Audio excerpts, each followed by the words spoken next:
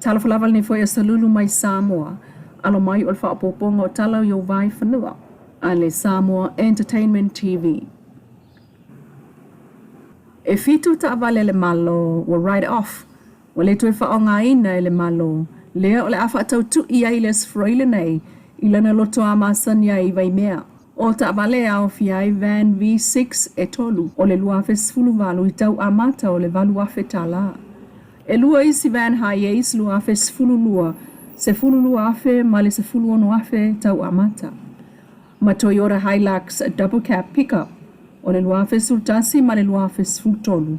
Amata tau sfulu afe ma le sfulu luafe. O fatau tu i ale maloe fa yei vai mea no tato moli mawina foi, taimi wa tuanai. E anga ma ai le au nofo fale, ma fai pisi nisi, o le au fai fale inisinia ma so se tasi, o umone le stala e ulu fale, ile loto ale malo, ile asofora ile nei, amata le tau fonga, ile afole iwa ile tai au. Ua whafta ialo i aile mtanga luengo leo leo, le fionga tofi lau fiti leang wai. O le pisinesi o le sap ia pia Samoa. Ile la tau langolango mo whanau o le tunu o le tau mwhaingai te te atu, i soli tu la fono e whaatino i lunga so ta inga tele vave cyberbullying.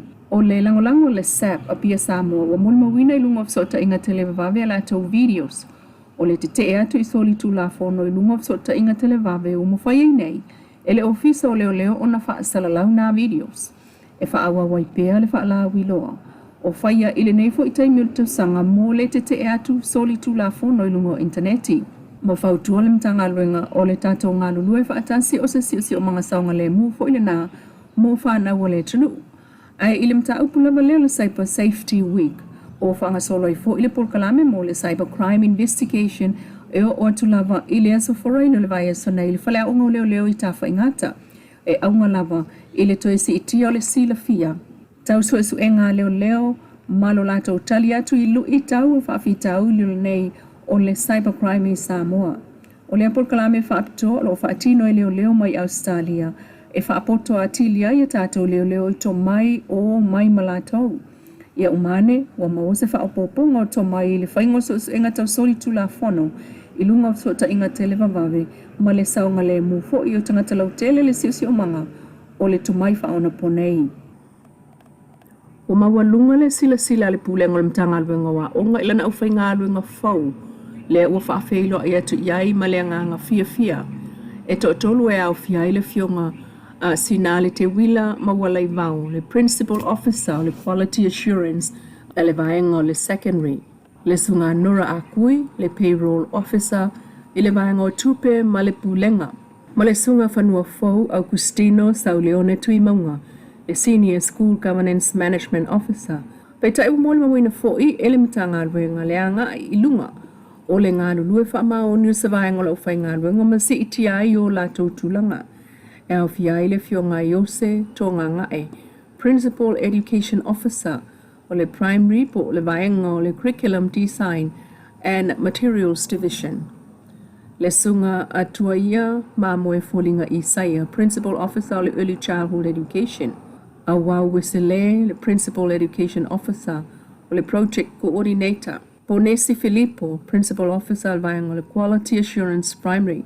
Popo Tafea Moli Muau o le Senior Administrator Pay Officer. O le sunga tamara so tanga mea loi, Principal Officer o le Record Keeping. Le talo tupelu o lo lima lo onu ono, na atofa atua i le malo.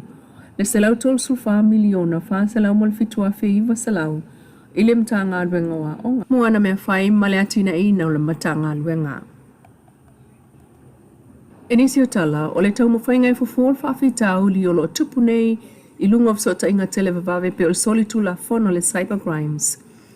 Le aungol feilo inga lena whaia mai i Samoa matala i le tate i le songa fuol vansa nei.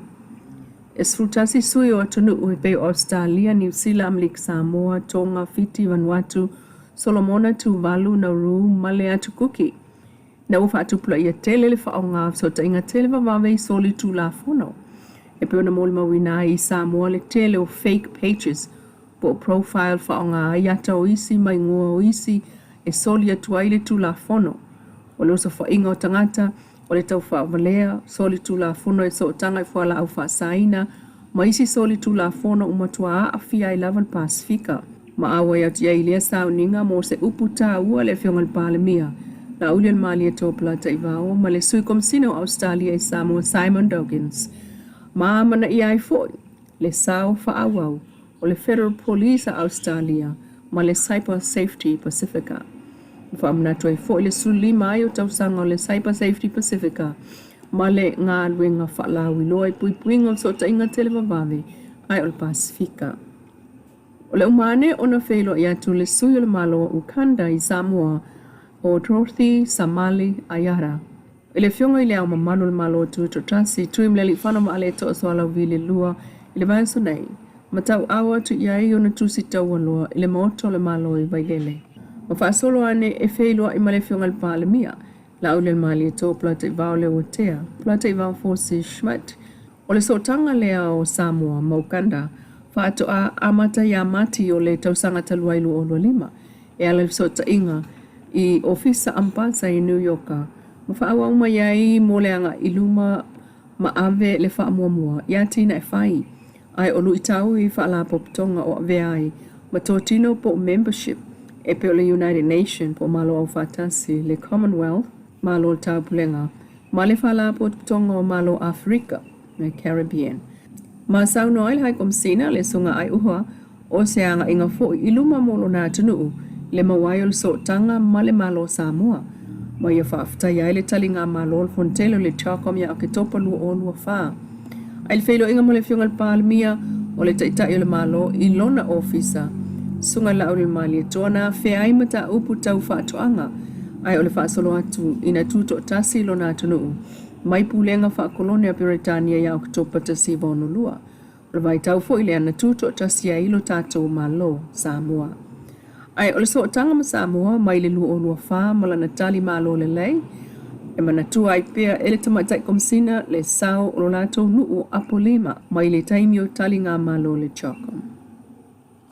Tala turi loa mai kikiti tamaita i le fio ango le tongo. Ta longa mua le tongo ma le vaalele mai fale apuna. Tata mua fale apuna teine o le vaalele. Fitu valu ais fulu i valpe. Tuli teine o le fau ula mai le tongo. Valu se fulu ais e fulu ono pe manu malo teine o le fau ula mai le tongo. Ta longa lona lua le liona mai lau lii. Ma teine o le maunga mai vawala. Tata mua teine o le liona mai lau lii se lau aisu limal pe. Tuli e teine o le maunga mai vawala tolu tasi ai se fulu iwal pe maanu malo teine o liona mai lau lii. Talongolon tolu teine o masina o Samoa mai sapapa lii ma teine mai vailima. Tata mua vailima lusu tolu ai se fulu iwal pe tuli o masina o Samoa mai sapapa lii luas fulfa ai fitu pe. Maanu malo le masina o Samoa mai sapapa lii. Ma umai ta alonga o le solua te mai tai wha awa mai ile so pe tai. E to e fo iai ile malai le so kilkiti a li itan mai le sunga fua. O le solua ma so tofi o wa saita se malo lo ai awa li. Ai avel malai mo kilkiti wha palangi o lo whanga solo fo e la tauta longa e pe ona li pati al whailau tu si. Ai o le so mo na ta longa o le ama watu fo i ia tātou tala o iluma le taunu unga. O tala na yo Vaifanua alau Samoa Entertainment TV mai apia. Malo lava whaaftai tapo e mai whaaftai foi le tuli loa mai peo tātou tala o Vaifanua i le aso ma le aso.